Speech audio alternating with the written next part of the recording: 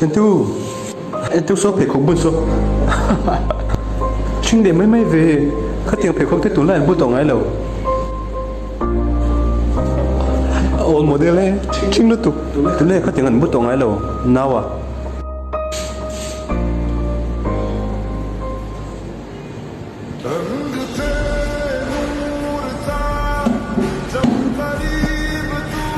Chính quy, mình mở rộng, số tiền tụ ra nó tầm nhiêu?